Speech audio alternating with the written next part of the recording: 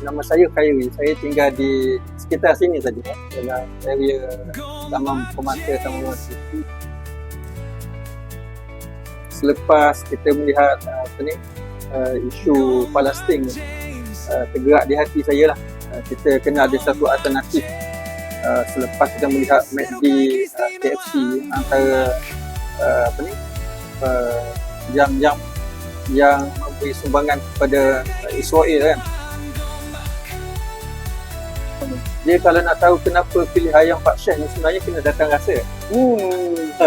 Sebab bila kita rasa tu kita boleh amati rasa yang macam mana yang sepatutnya kita kita boleh bezakan antara dengan produk-produk lain. Saya tidak mahu condemn produk-produk lain sebab saya rasa semuanya ada kelebihan tersendiri berdasarkan cita rasa.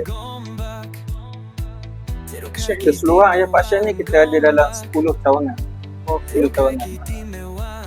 Dan cawangan yang terbaru ni adalah TBB lah. Ini cawangan terbaru kita cuba perkenalkan di dalam KL ni lah dengan Selangor. Kita nak menjenamakan ayam Pak Chef ni, so saya lihat kita kena cari tempat yang betul-betul strategik lah, especially mall sebenarnya. So alhamdulillah kita dapat tapak di mall TBG ni. So itu antara peluang yang kita ambil lah untuk kita mula establish. Ayam Pak Chef ni dia ada beberapa kategori.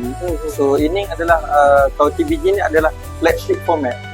So kalau kita nak buka format lain, kita ada outlet, short lot, tu standard lain lah. Kita ada beberapa standard lah, ada 3 standard. Detail pasal standard dan harga ni boleh contact ayam Pak Chef lah.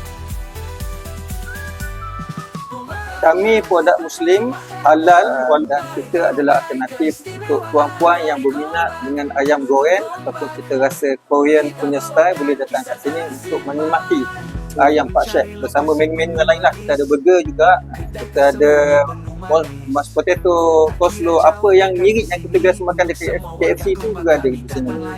Okay guys, jangan lupa subscribe Gombak James, okay?